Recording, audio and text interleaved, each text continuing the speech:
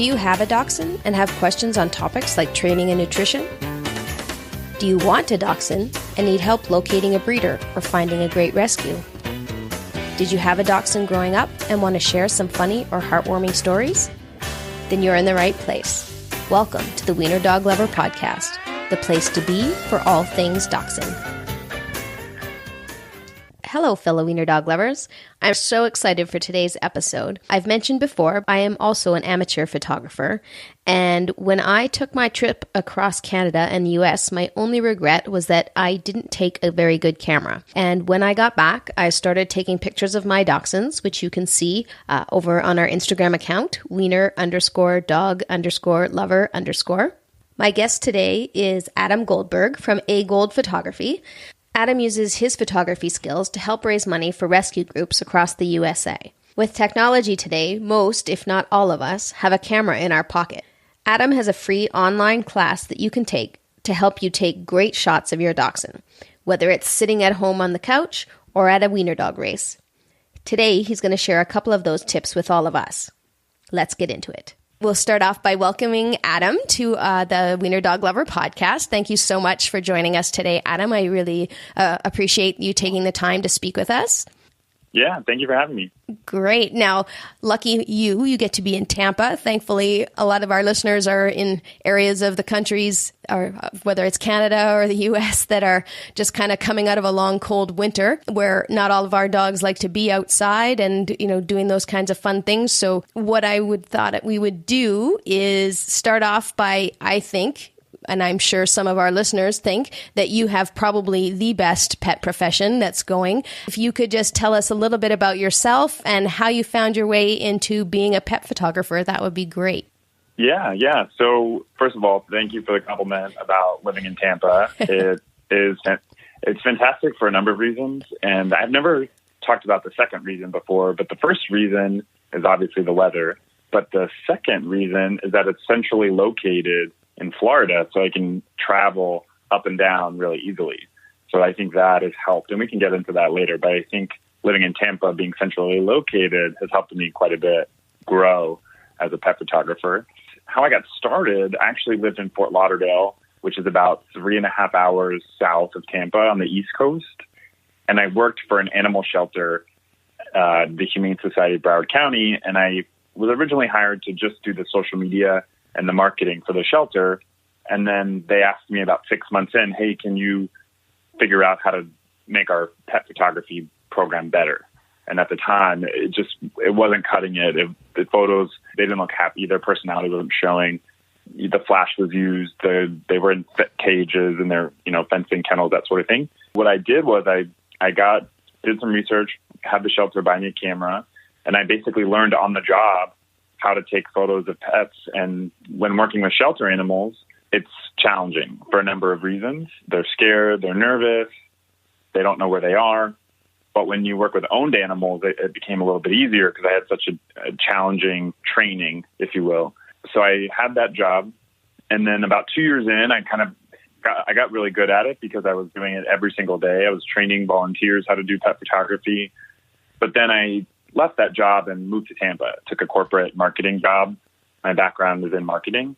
And it wasn't for me. I just missed being with dogs all the time. So then I came to the shelter here in Tampa, the Humane Society of Tampa Bay, and I started doing adoption photos on the weekend. And they just loved the pictures. They hadn't seen anything like that before. And I've heard multiple times, no one is doing this in this quality around here. So the shelter actually asked me to host a pet photo shoot fundraiser.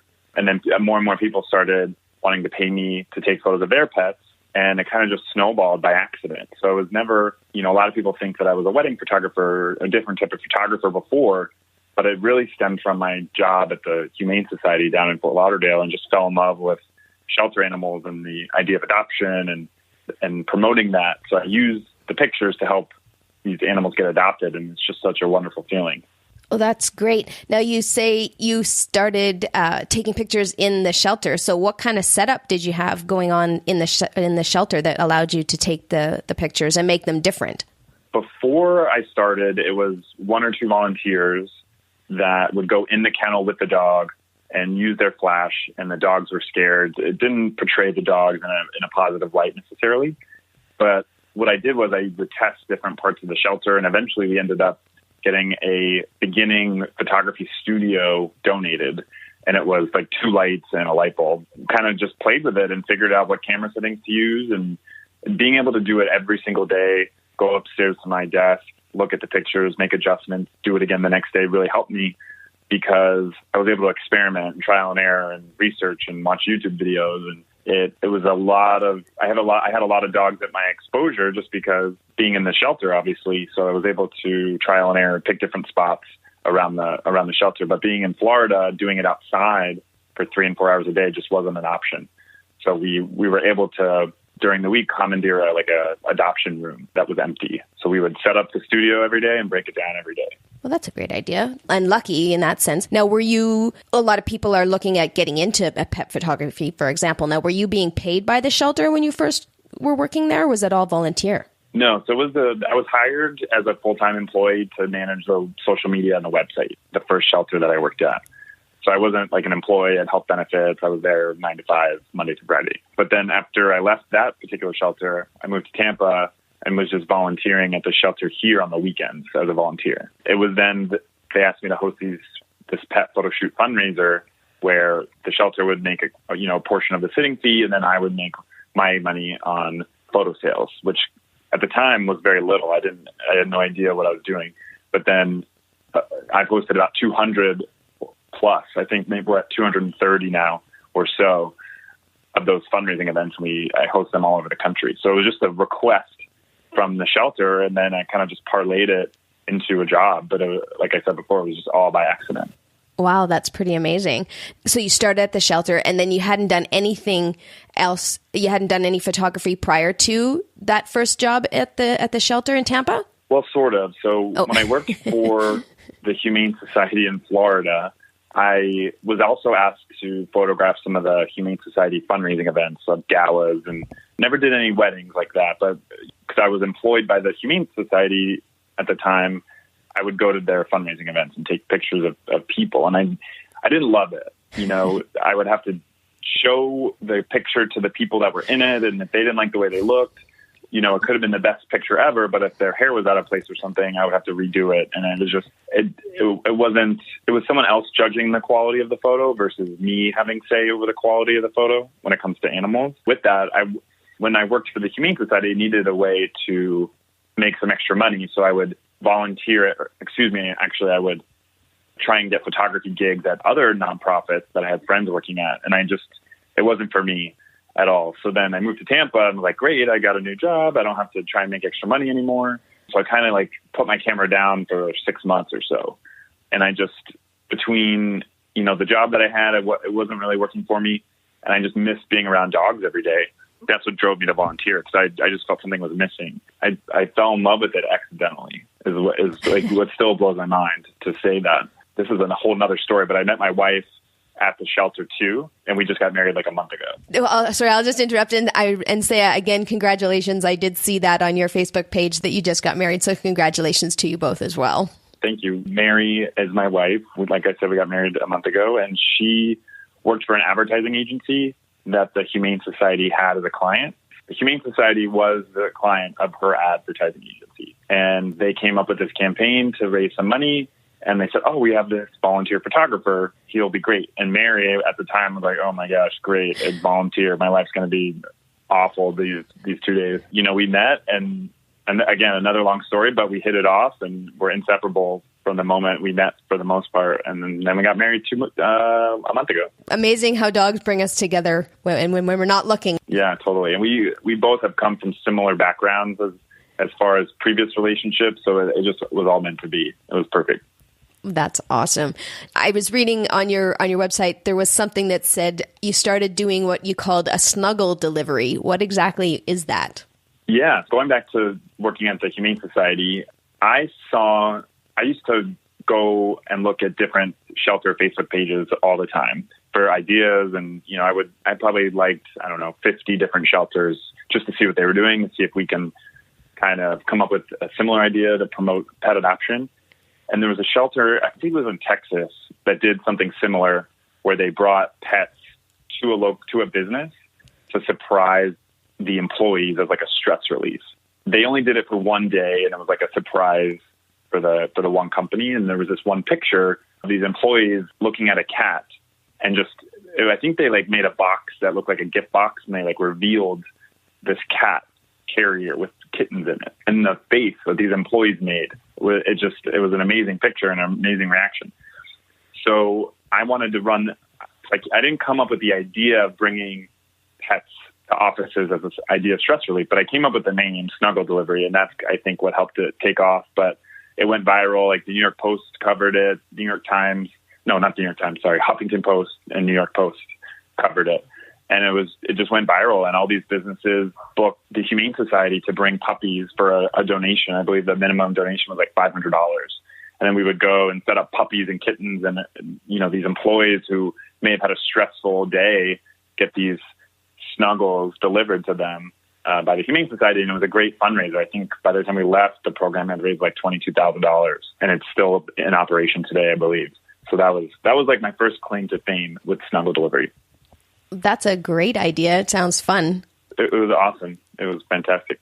Now, I've seen a lot of your work. I've been following your photography for a while, and as well, like I mentioned, I heard you speak with Harold on the Paw Prints Animal Rescue podcast.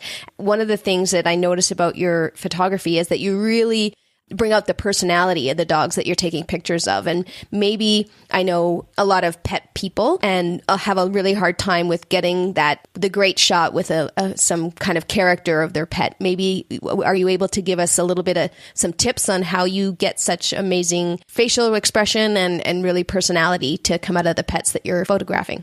Well, the whole reason for that was because I was trying to bring out their personalities when I was taking adoption photos, versus just glamour shot or, you know, a typical portrait that most are used to.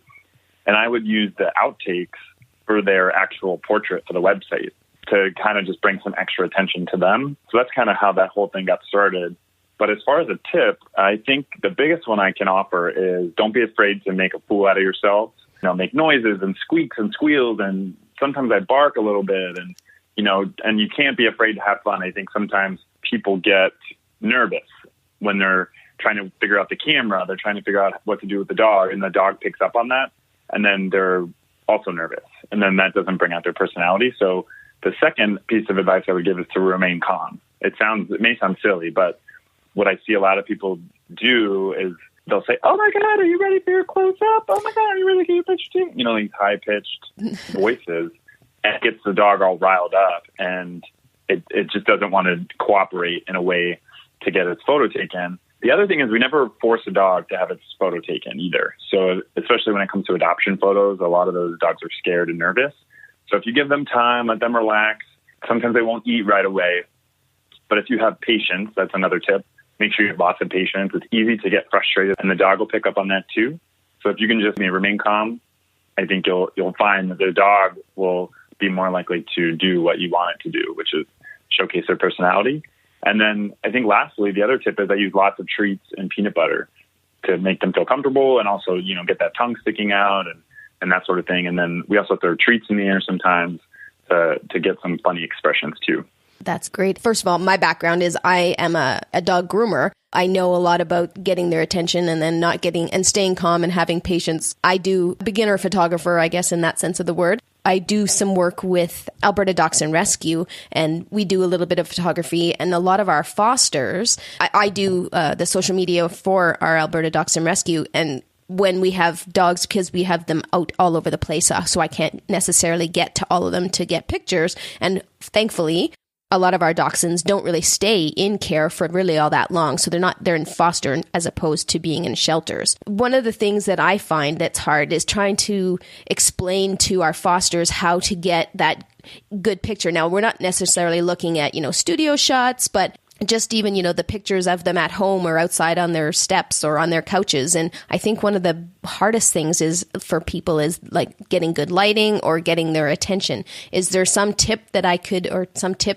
use to give to some of those foster homes to give them a better understanding of how we can get some good lighting or a good way to have their yours are professional and very expressive, but at least to get, a shot that gives us a good look at the dogs that we have that are looking for homes. Yeah, absolutely. I'm glad you asked that because we actually have a free smartphone pet photography course on our website that we give away for free. In that course, your listeners are welcome to sign up for that. It's at our website, agoldphoto.com, and it's in the menu. What that course goes over is how to get a good photo of your pet with your smartphone. And I'll give some of the tips away, and then if someone who's listening will want the rest, they, can come to our website and download that free course. But I think getting outside is important. If you're trying to do it on your couch and if your house is dimly lit and if you have a dark dog, it's going to be next to impossible to get a good photo unless they go outside. The next tip is to get on their level. A lot of the times you see photos from up above with the dog below, and it's not as interesting of a photo to look at versus like on the same level. So crouch down or sit down with the dog, that sort of thing. Another tip would be to use treats to get their attention because you can reward them and lure them and get their attention with some food. If you really want to get their attention, use a high value treat, something that they don't get as often or, something that is going to get their attention, or even a tennis ball if they're toy motivated. And then I think the last tip I'll give on here is don't be like, I think I said this already, but don't be afraid to make some noises and squeaks and squeals. And actually, I'll give you a bonus one. Smartphones these days have a burst mode. Burst meaning you could take multiple photos at one time, and you can just hold down that button rather than pressing it once, and it'll take a bunch of photos at once. And you can go back in later and pick out the best picture. You could also just take a video of the dog and then take a screenshot of it too. That works if you're really struggling. But there's more tips in this course, but I think those will be good for now. Awesome. Those are all great ideas. I'll put them in the show notes as well for a link to get to that free course. Yeah, I did see that on your website. That would be great. You are now doing in-home sessions for pet parents as well as doing your foster fundraising stuff, which we'll get to again in a minute. What is involved in a home pet photography session? That's hard to say. So we're doing these events mostly at breweries because I'm a big craft beer fan. I saw that there was usually an empty corner that we can set up our studio in, and I became good friends with a lot of the breweries in Florida, and they love having us back. But sometimes people have multiple dogs or dogs that prefer the company of their own home, so people can hire us to come to their house. And sometimes it's just more convenient for us to come to you if you're not close by and perhaps you're on the way to one of our photo shoots that we could just drive by your home, which happens often. So those aren't fundraising per se. They actually help us continue our mission of doing the adoption photo shoots and keeping the cost low for the fundraising events. So those help us quite a bit from doing in-home shoots. We also do like private shoots outside with like pets and people. A lot of people use them for like their holiday cards, that sort of thing. It was born because someone asked us if we would do it. Again, it's just a simple request that we're like, yeah, I guess we could do that. And it turned into something that was popular, and we were able to market it. And it's been great. So you've gone to now working with pets and people. You'll do pets and people as well as not just pets. Yeah, we used to do pets and people photo shoots for the holidays only. Yeah. As like a limited time offer thing, but it's become pretty popular lately. So we've decided to offer it all year round because we can't squeeze everybody that wants it. Unfortunately, I guess it's a good problem to have, but we can't squeeze everybody in 2 months. So we kind of did it to ease our schedule to offer it all year round. Awesome. Now, a couple of things as well. I was looking on your website. You offer office shoots. So maybe share with us what that means.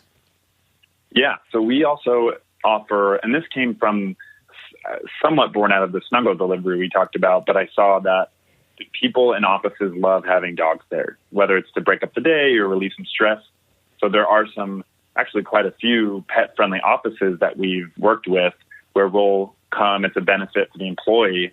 The company will pay for it, and we'll come to your office on like take your dog to work day, that sort of thing, and do a photo shoot for the employees' dogs. The employees aren't in it; it's just the dogs usually. But we offer what we call an office dog photo shoot for those dog-friendly offices. Awesome. And you just bring your equipment and your backdrop and set them up in a corner kind of thing? Yeah, it's that simple. It takes a long time. It takes a long time to plan them, but once we're there, yeah, it's pretty simple. And your backdrop, is it just a paper roll, or do you have a vinyl? How do you keep it from getting so destroyed with all of the dogs? Yeah, so when I first started, I used vinyl, and it got pretty dirty, and it would get scratched sometimes if the dog put its paws on it and that sort of thing. And it was hard to keep flat, I found. So I did some research, and I ended up switching to paper. And sometimes a dog will crash into it if they're not careful. And then the owner's like, oh my gosh, I'm so sorry. I'm like, don't worry. It happens. It happens all the time. It's like the doctor's office. We just roll off a new piece of paper, essentially.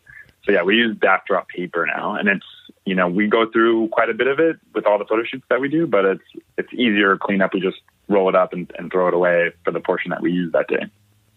Awesome. Now, something that I saw as well, this is kind of a new, well, not new, I guess, but there's a few people that are starting to do these wide angle shots. Maybe if you could give us a little bit of a description of what exactly that is, and in case people are interested in doing it for themselves or getting you to do it.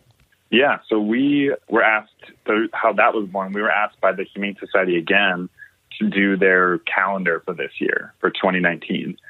And I was like, oh, great, it'll be an angle photo calendar, and it'll have all of our photos on our gray backdrop. And then they said, we want to do something different. We don't want it to be an angled photo calendar or an Adam Goldberg calendar. We want it to be, it's just something different that no one has seen before. So I was trying to research different styles, and I had seen similar styles before, and I practiced and researched and bought a wide angle lens, and that took off too. So we started doing outdoor photo shoots in this wide angle format, and it's something like no one has ever seen for the most part. And that's what gets people's attention usually, is that it's not just a cell phone photo. It's different than our signature gray backdrop photos. So we try and launch new styles all the time just to stay relevant in people's minds. Because what we found is that, if we've done photos of your dog in the studio, now you have a second option to do photos outside. So that's part of it too. Awesome. Now, what type of camera are you using? So now I'm using a Canon 1DX Mark II, and that is a very, that's on the higher end of cameras. We've graduated, but the first camera I used, if you're looking to get into photography, it was great. It was a Canon Rebel T6i, and I think it was about $700 when I first started. If you're looking to get into photography, you don't need to buy the most expensive camera. It's really the lenses. So if you do research, should I buy expensive lenses or expensive cameras? The lenses are where you want to make an investment, because that really affects the quality of the picture. So I think you can get by with any sort of entry-level DSLR or, higher-end camera. But once you start making money from it, this is the advice I give to everyone. Once you start making money from it and it's more than a hobby, then maybe start graduating into higher level of camera. But the first one I started on was that Canon Rebel T6i. Sure. And is the camera you have now a full frame or crop? The camera I use now is a full frame. It's my first full frame. And I was doing research in different photography groups, and I said, what do you recommend? Full frame or crop sensor? And, people said, I switched to full frame and I'll never go back. And I would agree with them at this point. It's just the image quality, and I also started shooting RAW, which I can go into. I didn't always do that, but when you shoot RAW, it's different than shooting in a JPEG, taking a photo as a JPEG, which most people are familiar with. Shooting RAW gives you a file that's 4 times the size almost, like a JPEG, maybe 5 megabytes. And then these RAW files are 20 megabytes. And the reason they're different in size is because there's so much more information. All that information allows you to make more finely tuned edits. So I do maybe not do a lot of editing, but I do a lot of adjusting to make sure their lighting and the color is right. The dog is how you see it. I'm not editing the dog necessarily unless there's a leash or some eye boogies or something. I would highly recommend shooting in RAW because you could change the white balance, which was a big frustration of mine, because I would take all these photos and the white balance was always changing, like exposure and the brightness. And with shooting in RAW, you can make those adjustments really easily. Versus a JPEG, it's not as easy. What's the wide angle lens that you have? So I use actually, let me take a look. I'm going to look at my camera here, 16 to 35 Canon. I rented one that was like 11 to 15. That was even wider, but I found it very, very difficult to use after learning on the 16 to 35. So the 16 is the focal length that I'm usually shooting at for the wide angle set. Awesome. All right. Now, the other thing that you do is you take fundraising road trips. I think you've done at least one, correct? Yeah, actually, I've done two so far. Oh, okay. And we're about to embark on our third pet photo shoot fundraiser road trip. And this time, it's going to be an entire month. And what we do is we pick a destination and travel to it by car with our dogs. And then we do different photo shoots along the way to help fund the trip and bring attention to adoption at the same time. So we're going on that trip May 4th through June 4th and are traveling to our destination is Best Friends Animal Sanctuary in Utah. Awesome. And we'll be taking some wide angle photos in the mountains there. So we're very excited about that. And we'll be hosting events in, I think, 10 or 11 other cities along the way to and from Tampa. That's great. So when will you be in Utah? We're going to be there May 20th to the 23rd of this year, 2019. That's great. Now, have you ever thought about coming up into Canada and doing a tour up here? You know, that's a good question. I haven't had this, believe it or not, this is the first formal request. Can I put you on the record? Absolutely, you can. Absolutely. Usually we end up in places by request. If I get a lot of requests, it's like a red flag, like, oh, wow, there's a lot of pet owners that may be interested. Yeah. For this particular one, we just kind of picked, major cities along the way. Sure. And reached out to shelters and said, hey, this is what we do. We'd love to partner with you. And we've done this for the third one. And, the majority, I think all but maybe one or two said, no, thank you. We love what you're doing, but we're not interested at this time. But we've got all the cities ready. And if someone's interested in learning about that, we have some of the events are sold out already, but we have some availability in Albuquerque, New Mexico, and Houston, Texas. We also have some spots available I'm just looking at my website here. So I mentioned Albuquerque, Houston. When are you in Houston? I think that's it. So we're going to be in Houston on May 30th, and that event is benefiting Houston Pets Alive, and the event will be at their shelter. I'm just kind of quickly looking. Oh, here, it's probably in your events. Yeah, your road trip. Okay. I will also put a link for the road trip so that if people are looking for ways to find you, and then they can see the cities that you've got going. Real quick, we're going to be in Atlanta, Nashville, Kansas City, Missouri, Kansas City, Kansas.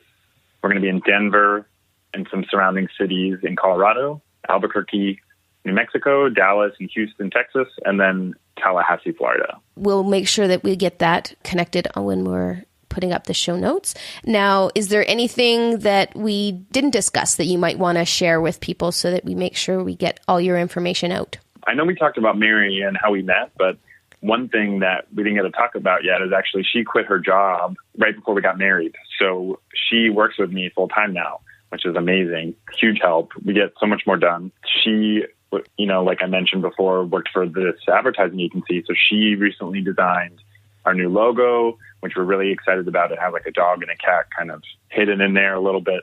But she and I work fantastic together, and it's been a dream come true to, follow my passion of taking photos of dogs, and now I have her working with me at the same time. So it's like I said, it's been a real dream come true, and it's been great. That is great. Actually, something else, Adam, what do you use for your editing? Like, do you do all the editing of your photos then? Up until Mary started working with me, I did all the editing. I use Lightroom to kind of adjust the lighting by shooting in RAW, which we talked about. Yeah. But now Mary is helping me with editing as well, just because she has that skill set. So we see lots of dogs. On this trip alone, we're going to see 200 dogs. Wow. So having her help edit is a huge help. Some good turnaround for a lot quicker for your pictures to get them out there for sure. Now, the money that you earn at each shelter is partially donated to that particular shelter. Is that how the fundraising works on the trip? Yeah. So the sitting fee is $50, which means you need to pay that $50 to be able to sign up. And then $35 of that $50 is going back to the organization. So, you know, a 2-hour event would raise $420 because we're able to accommodate 6 dogs an hour, 12 dogs in 2 hours, 12 times 35 is 420. Great. I think that is all the questions I have. Thank you, Adam. This has been really educational and informative. I also shoot Canon, so I'm very interested in the kind of equipment you were working with. So thank you. Yeah, absolutely. Thank you so much for interviewing me today. As a photographer myself, I really appreciate the tips Adam shared with us today. If you're in one of the areas of the fundraising tour, I hope you sign up to have your pup's pictures taken and help raise some money for rescue. I'm also starting to get really excited about my upcoming road trip to Wienerfest in Woodstock, Ontario. One of the celebrities that will be in attendance this year will be Meatball and Tony from the Instagram account Here Comes Meatball. If you're looking for a great way to spend the day with you and your dachshund, come on out to Wienerfest in Woodstock on June 22nd. Check it out on wienerfest.ca. I'll be there doing the podcast live, so I'll be excited to meet some of you. Stay tuned because we will also have some interviews with some of the people that will be there at Wienerfest in June.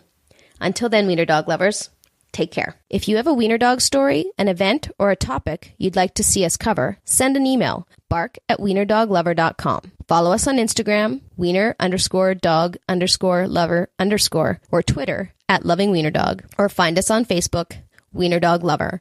Never miss an episode. Head on over to wherever you listen to podcasts and subscribe, and you'll be notified every time we put out a new podcast. I'd also be grateful if you would leave us a review. Until next time, Wiener Dog lovers, this is Lori, Sheba, and the Wieners signing